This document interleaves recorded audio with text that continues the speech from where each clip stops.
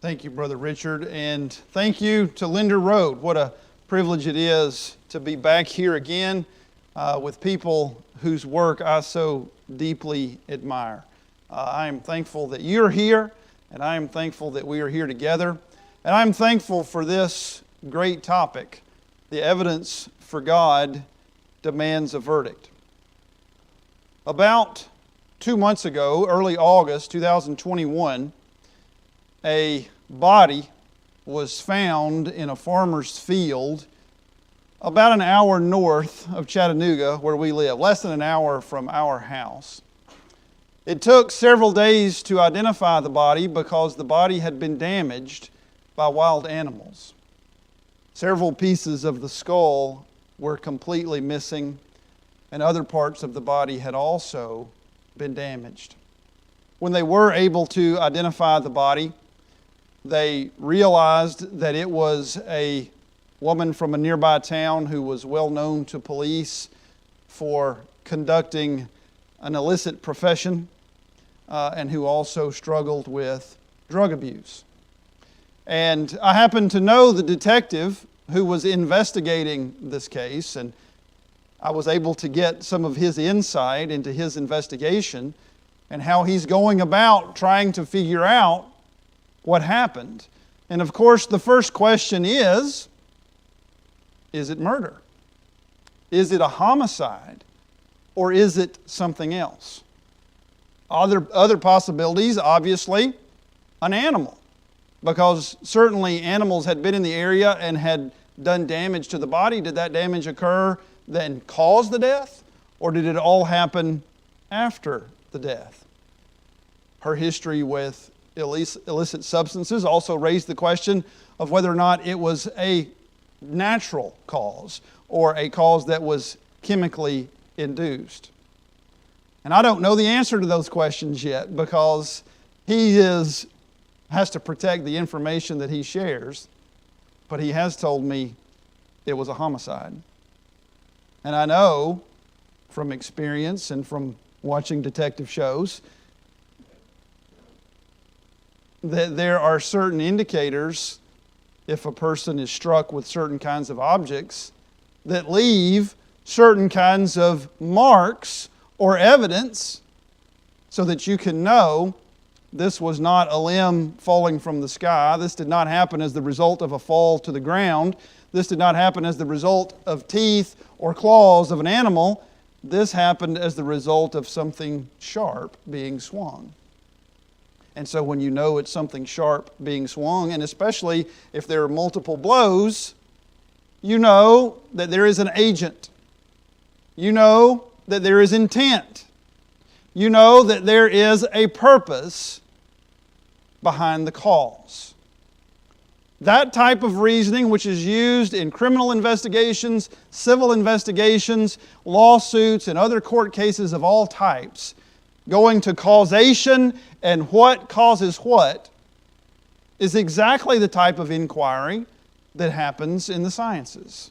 And especially historical sciences, like geology, and like archaeology, and like astronomy, and cosmology.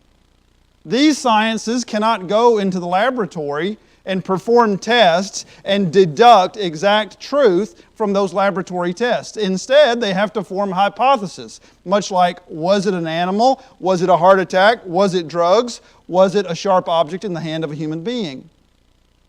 The same thing happens in other sciences that can't do laboratory testing. And so then what you have to do is you take your hypothesis and you examine the evidence. You look at what you have in front of you. Well, here we have a bloody footprint that looks like it's in the blood of the victim. That eliminates a lot of hypotheses. It eliminates a lot of possible causes that you could have come up with before. The same thing is true in science. You look at the evidence and you use that evidence to see which hypothesis best explains the evidence in front of you. Before we get to the science that I want to talk about tonight, which is really just a precursor of the evidences of the experts who will be put in front of you over the next 3 days, I want to talk about evidence itself. I didn't practice with this clicker, so I want to make sure it's working right. First rule, it's not really the first rule of evidence. The first rule of evidence is just a title of the rules of evidence. The first real rule of evidence is Rule 102.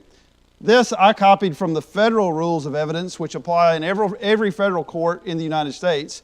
But Utah's rules of evidence, which I checked, mimic the federal rules exactly. So this is both the federal rule of evidence 102 and the Utah rule of evidence 102.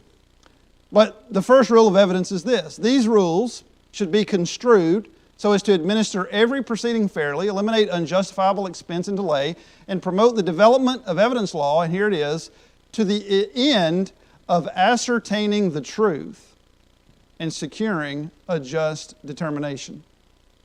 All we're trying to do is ascertain the truth. What they're trying to do in a criminal investigation, what they're trying to do in a lawsuit, what they're trying to do in a chemical laboratory, what they're trying to do in archaeology and cosmology. Ascertain the truth.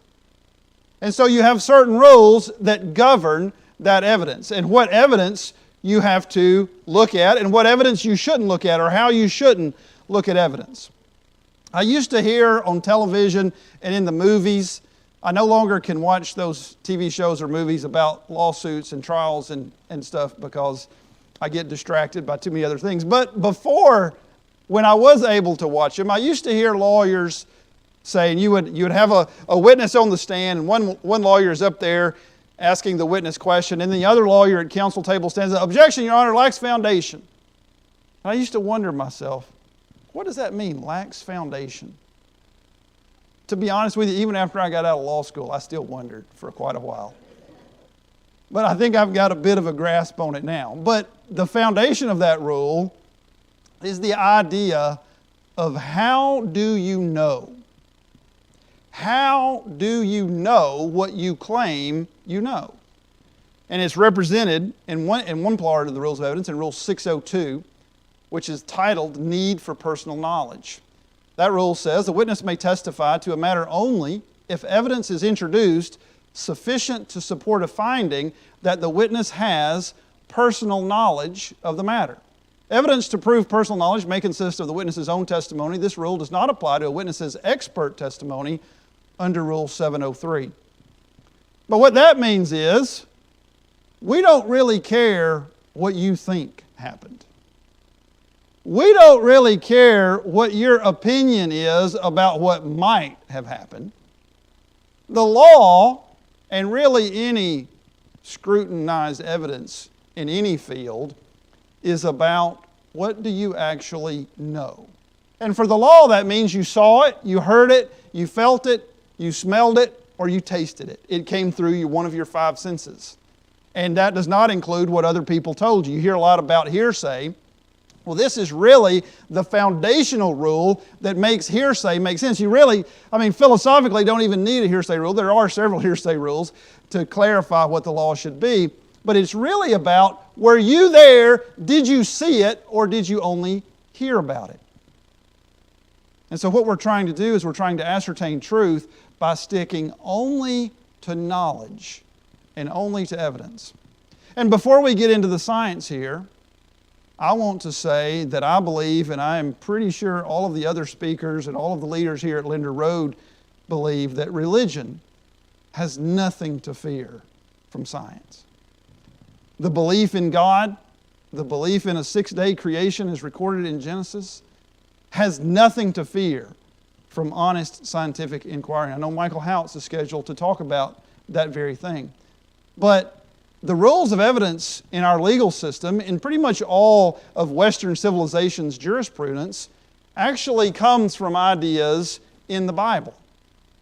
The Bible has always embraced the idea of let's look at the evidence, let's look at the truth. If you go all the way back to Deuteronomy chapter 19, verse 15, and this applies to a person who's accused of murder or any kind of crime. But it says, a single witness shall not rise up against a man on account of any iniquity or any sin which he has committed. On the evidence of 2 or 3 witnesses, a matter shall be confirmed. And so the Bible says you need more than one person to put a man to death. This is imported into the New Testament. Jesus says in Matthew chapter 18, take 2 or 3 with you so that every fact may be confirmed. 1 Thessalonians says don't receive an accusation against an elder except on the basis of 2 or 3 witnesses. And the idea is not taking things at face value. 1 Thessalonians also says examine everything carefully.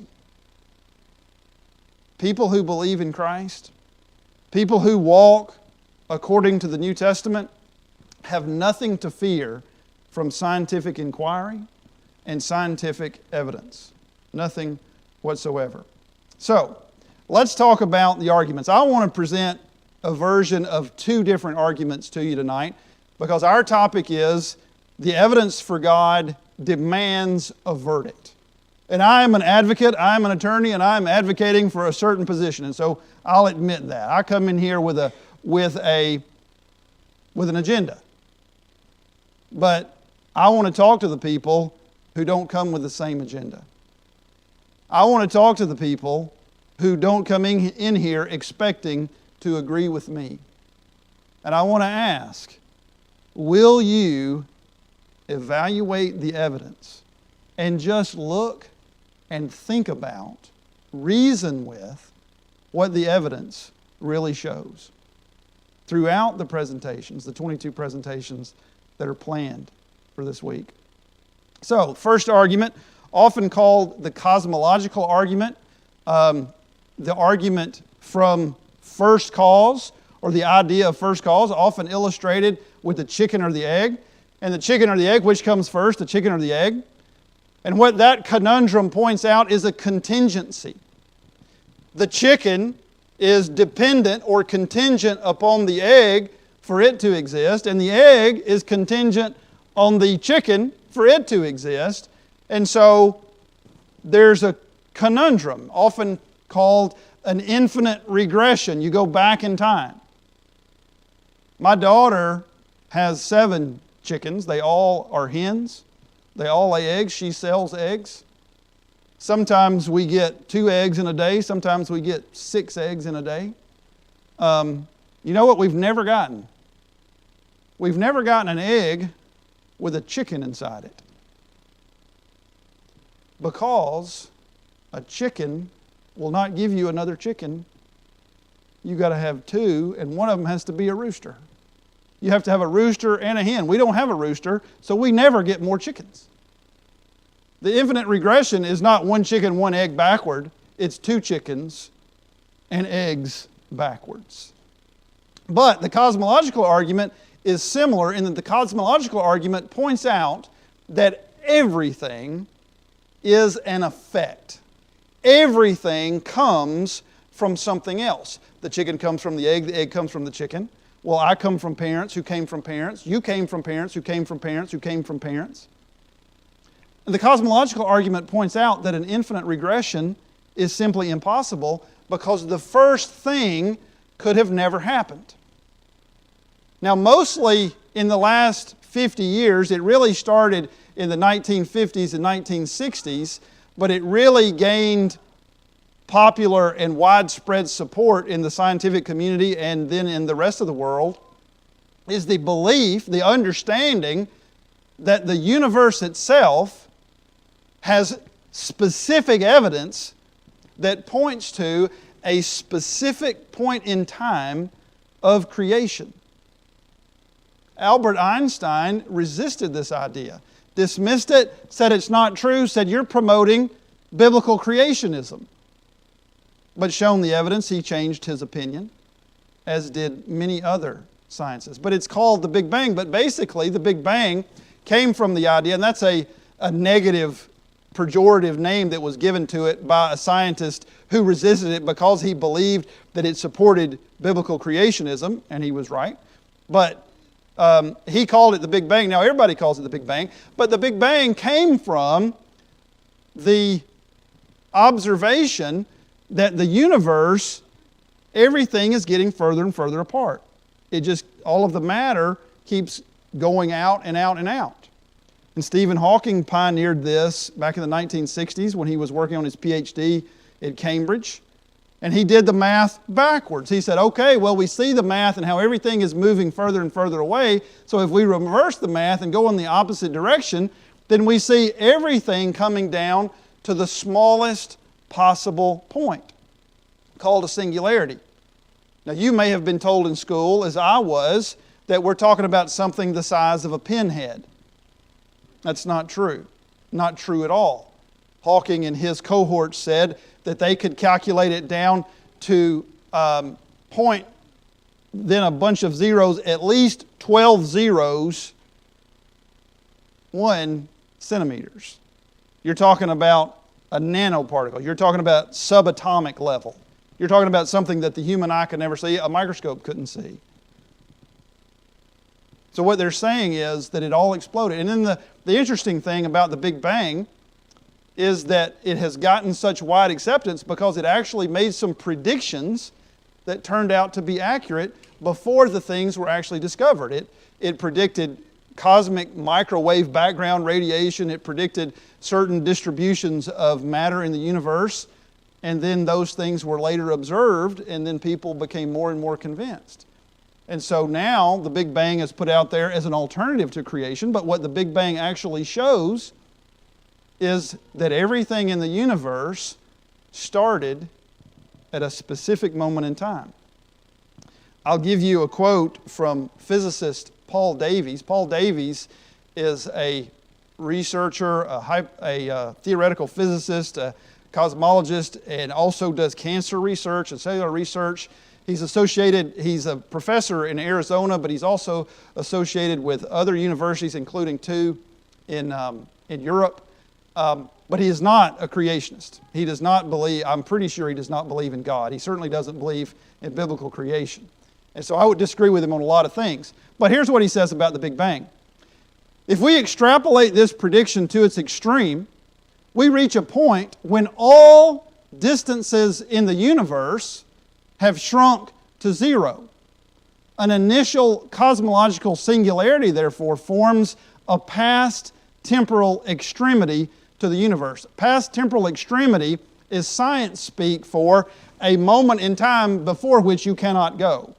Temporary extreme, this is the extreme of time, the beginning of time is what that means.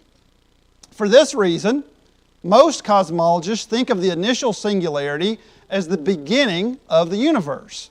On this view, the Big Bang represents the creation event. The creation not only of all the matter and energy in the universe, but also of space-time itself. Now, I want you to look at that last sentence. I want you to look at that last sentence because I don't believe in the Big Bang, and I want to say that clearly. But I do want you to understand that this is the theoretical implication of what the universe actually shows as it's moving now if you regress it in time. Not an infinite regression, but a regression to a specific point. But when it was a singularity, there was no matter, there was no energy, there was no space, there was no time. Science says, everything we observe says that at one point there was no matter, there was no energy, there was no space, there was no time. The laws of the physical world could not apply because there was no physical world or physical universe. And so the physical universe was not caused by the physical universe. It was caused by something that was not part of the physical universe. And it's not an infinite regression. It's not an eternal universe. It is a universe with a moment of creation. And whatever caused it, whatever created it, has to be something powerful enough to create matter and energy and space and time. That which is smaller does not create that which is greater. Only that which is greater creates that which is less. And so whatever created this is greater than all it contains. That's the cosmological argument. And I think it proves. I think it allows us to give a verdict. And verdict means truth speak. The Latin for verdict, 2 different words, verity, verify, and diction, dictate, dictionary, truth, speak. The truth spoken, God created the heavens and the earth. Argument number 2, fancy word, teleological argument, regular word, argument from design. So the idea that that which is designed has a designer, and when we see design in the world, we can posit, we can know by that evidence that there is a designer behind it. This really goes to the idea of information, the idea of intelligence. So you're looking here at the screen at a cave drawing from Spain, believed to be one of the oldest cave drawings that has been found on the earth. Thousands of years old, no doubt. And I think you can agree with me that that depicts something like 2 cows, or something that looks like a cow, and maybe a third cow, or a goat, or a duck, or a goose, or something, right? But is there anybody in this room who would try to make an argument that that happened without the influence of an agent who had intelligence, the kind of intelligence that allowed him to depict something else on the side of a cave? That does not happen naturally. And so when archaeologists or geologists see something like that, they know they're looking at a human artifact. Here's another thing carved into the earth. Is there any doubt that this doesn't happen through natural processes? This only happens through the actions of an intelligent agent? Of course, we have the history when this happened. We know the story and the people who did it. But we also know what it depicts. And we can look at light projected on a screen of a photo taken not as many thousands of miles from here as it is from where I live, and know who those people are from history. Information given to us through intelligence. Now, I don't know if anybody here can read this. I will confess that I cannot. But this is an old contract. This is cuneiform, written in the cuneiform language. And I can't read it, and I don't know what it says. But I know as soon as I look at it, humans made that. And it's a code. It's a code of a language. And they have traced the development of the cuneiform language, where it starts out with just markers that show agricultural products, and then it gets more sophisticated and it shows amounts of different agricultural products, and then they bring in different symbols to symbolize different things. And over time, they can trace through history the development of the cuneiform language until it becomes a complicated code of different symbols that stand for other things. That's intelligence. Only intelligent beings create things like that. This is the Rosetta Stone. The Rosetta Stone, when it was found, allowed us to decode Egyptian hieroglyphics. Until the Rosetta Stone, we didn't know what they meant.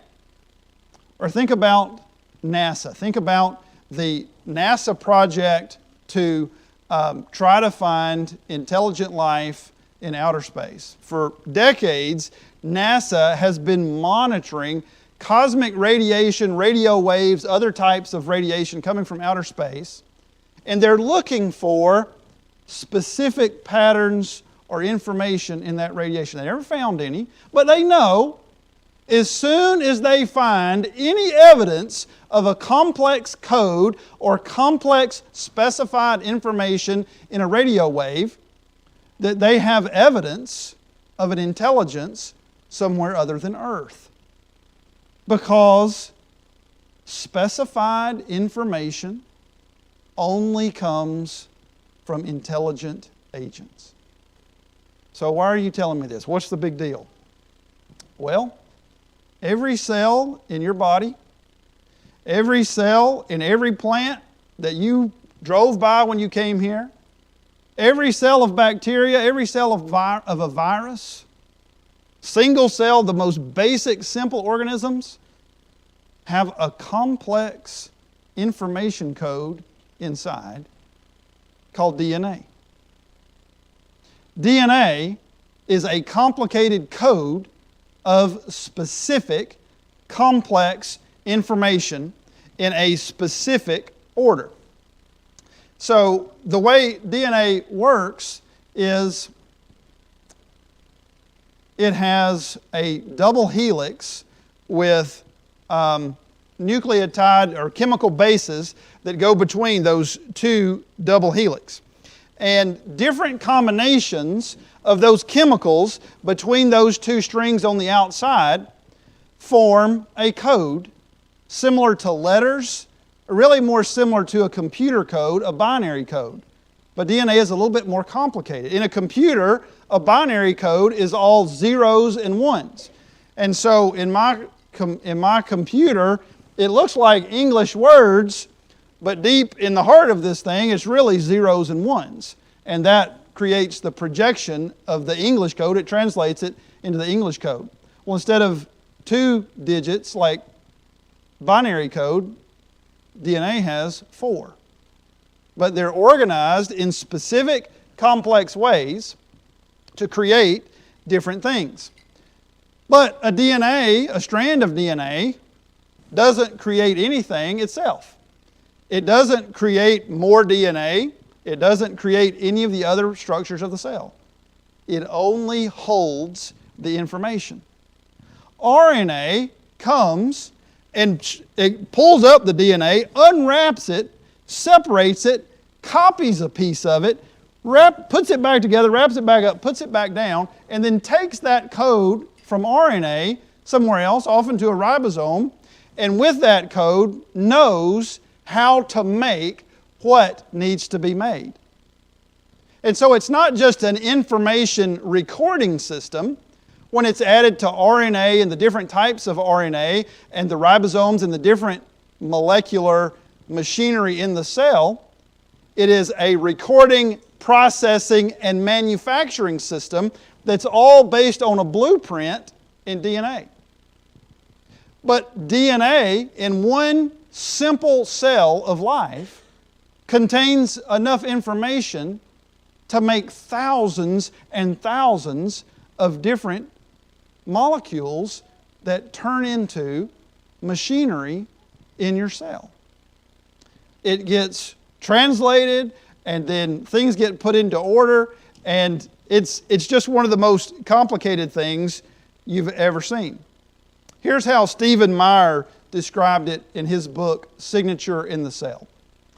As molecular biology and genomics have revealed new features of the cell's information storage and processing system, they have inspired a new conception of the gene, one in which the gene is no longer understood as a singular, linear, and localized entity on a DNA strand, but rather one in which the gene is understood as a distributive set of data files available for retrieval and context-dependent expression by a complex information processing system. And what they have learned in recent years is that the DNA information is actually organized in different subsets. For those of you who use computers and use subfolders in your computer files, you have a main folder, and then a subfolder, and a sub-subfolder, and a sub-sub-subfolder. Like in mine, I've got sermons and meetings and lectures and Linder Road in 2019 and 2021, and just a list of folders, just for the 2 times I've been here to Linder Road. Well, DNA is similar to that. It's got a certain structure that puts things in order, groups things together, just like a reasonably intelligent agent would do it. And extremely complicated and sophisticated.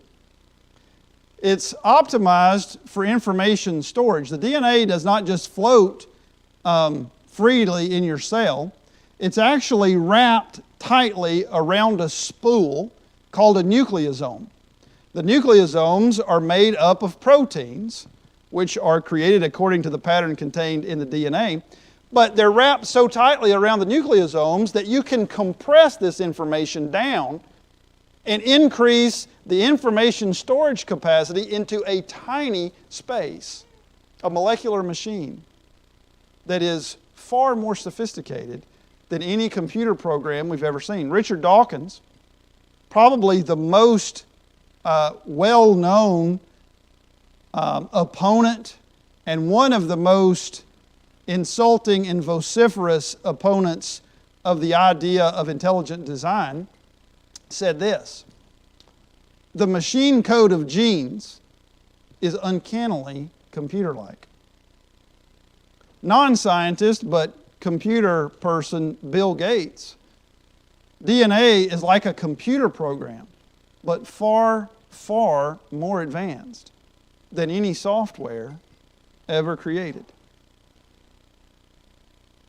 Now, if cave drawings on a wall only come from intelligent agents, if signals from outer space that contain specified information only come from intelligent beings, where did the extremely complicated information in every cell on the earth come from? It had to come from an intelligent being. Now, what is the alternative? What does science say? Albert L. Linder, in his popular college-level textbook, Biochemistry, says this: "We now come to the critical moment in evolution in which the first semblance of life appeared, through the chance association of a number of abiotically formed macromolecular components." So Albert Linder, who writes university-level textbooks, says that the machinery in the cell came together by chance. It just happened. It just happened. All this information, more complicated than Google, just happened. George Wald, biochemist, Nobel laureate, won the Nobel Prize. Here's what he says. This is a famous quote. "Time is in fact the hero of the plot. Given so much time, the impossible becomes possible. The possible, probable, and the probable, virtually certain. One only has to wait. Time itself performs the miracles." Now, I want to point out to you another rule of evidence. Who may impeach a witness? Now, I will say that Albert Linder and George Wald and Richard Dawkins, they have expertise, and I do not challenge the fact that they have vast scientific knowledge and talent and skill. But the rules of evidence say any party, including the party that called the witness, may attack the witness's credibility. And when you talk about expert testimony, an expert giving an opinion, the rules, and I didn't put this rule up here, actually I took it out because I didn't think I would have enough time, but an expert's testimony must be made on reliable data or facts. It must be done according to reliable methods, and the methods must be reliably applied. And so I want to cross-examine Albert Linder and George Wald.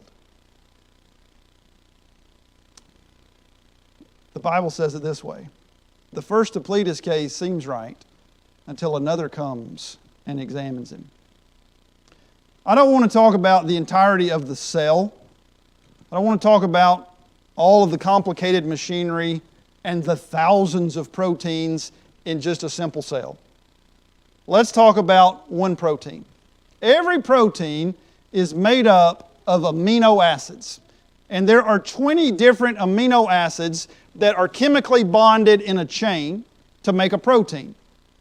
And so, moderate-sized protein, 150 amino acid chain long. A lot of proteins, thousands of amino acids long. But we'll just deal with 150 amino acids in length. Now, the key is, and think of it like a string of beads. Like you've got a string with a needle on it, and you're putting beads on there. And you've got 20 bowls of beads, and just pretend you have an unlimited supply of every kind of bead. All you have to do is get them the exact right bead in the exact right order for 150 places, and it'll make the most amazing machine you've ever seen. It'll do things you couldn't believe possible. That's how an amino acid works. But you have to get the amino acids in exactly the right order. If you don't, it makes nothing. It does nothing. It's useless. But if you get it in exactly the right order, then it bends back on itself and it creates structures, or it performs catalyzation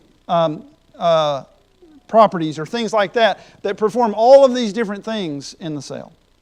So what are the chances that you can get from a choice of 20 times 150 places, get that right? Chance assembly of one protein, which is what Albert Linder and George Wald say happened. Well, it's been calculated. 20 amino acid choices, 150 amino acids in exact order. It's one chance in 10 to the power of 164. And it's really a little bit more complicated than I explained it, because it has to be not only one of the right kind of amino acid, but the right shape of it too. But that's 10, that's a 1, followed by 164 zeros. And it's impossible for me. I had to read a lot of stuff before I could even begin to comprehend what that number illustrates. But there's a mathematician named William Dembski who did that. And what William Dembski did was he calculated the probabilistic resources of the entire universe. And so what he does is he takes the estimate of every proton, neutron, and electron, every subatomic particle in the observable universe, which they're now saying is like 93 billion light years across. So every observable, every subatomic particle is 10 to the power of 80 atomic particles. And so he then calculates, so if you have every atomic particle working as fast as they can, and the shortest measure of time, called Planck time, is the time it takes a photon of light to cross a proton of hydrogen, which is, they say you can't get any smaller than that. You can't get any faster than that. And so that gives you 10 to the power of 43 interactions per second. If every proton, electron, and neutron in the universe is working for you at the fastest theoretical speed.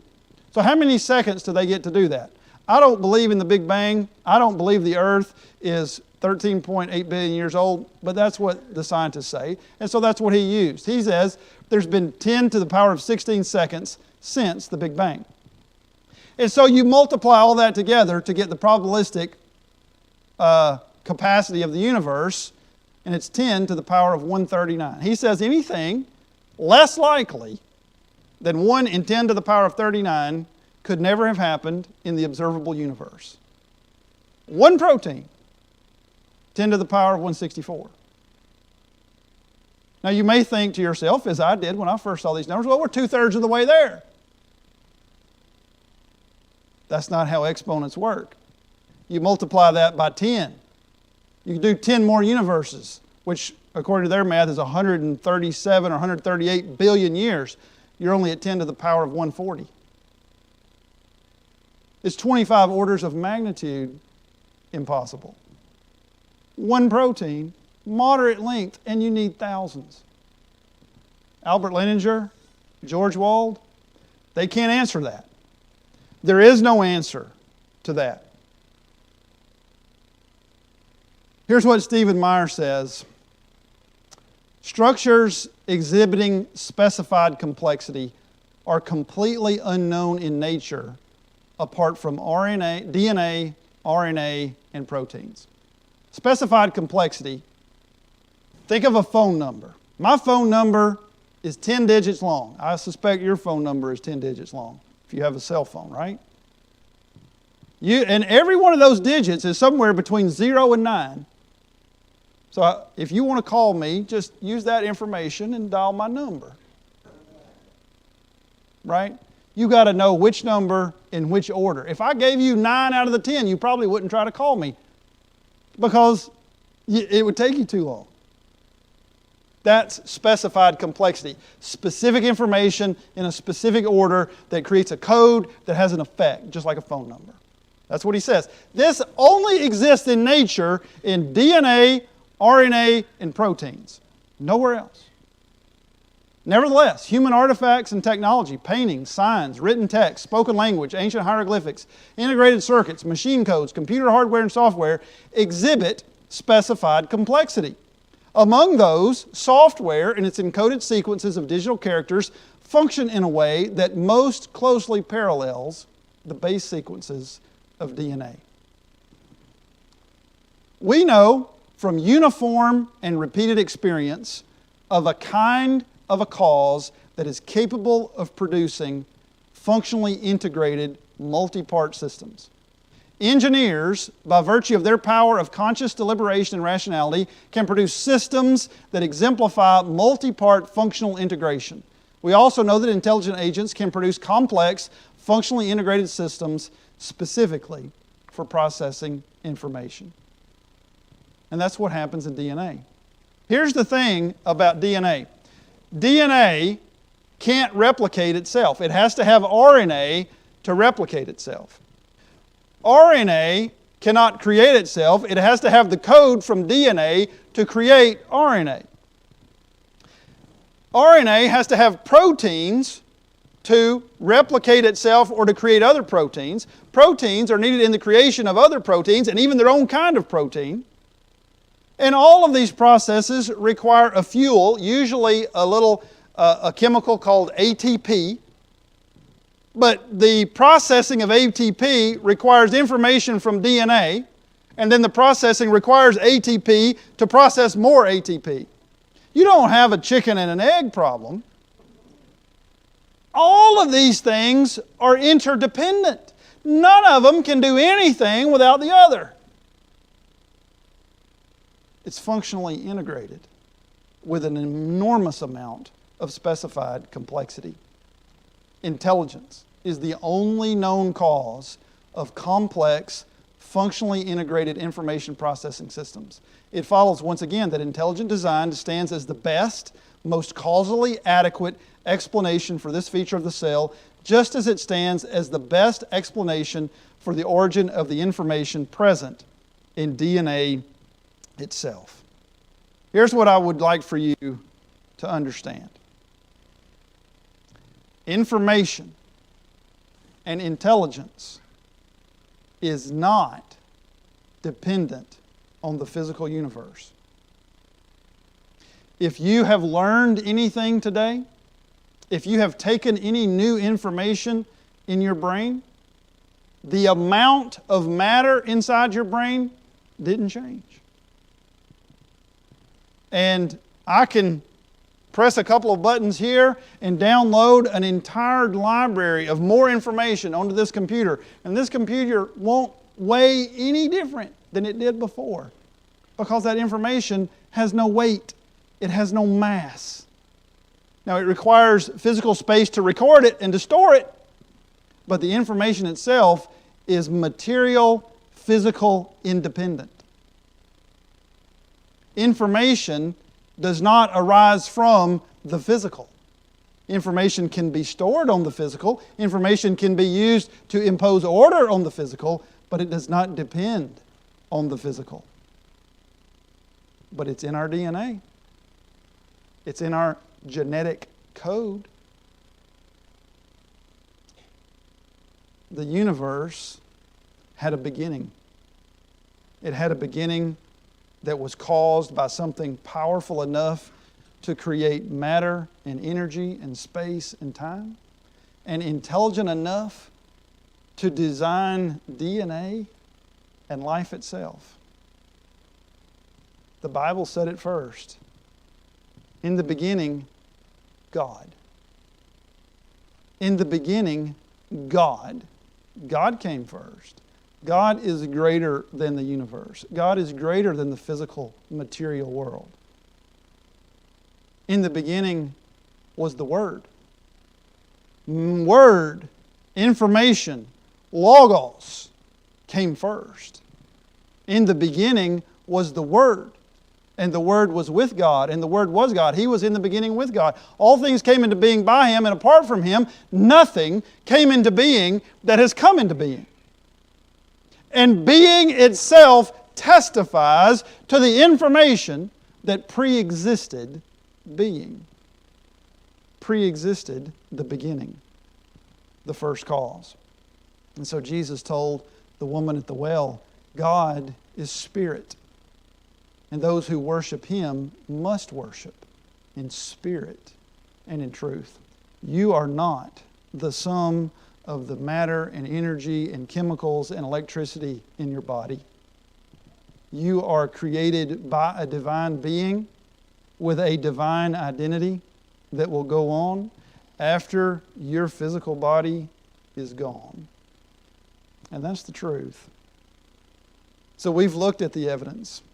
We've seen the evidence that the universe has a beginning and that there is no physical explanation, no adequate physical explanation that could cause it. We have seen that every form of life that exists is imbued with complicated, specified information that can only come from a pre-existing intelligence. And that's the evidence. That evidence demands a verdict. What will your verdict be?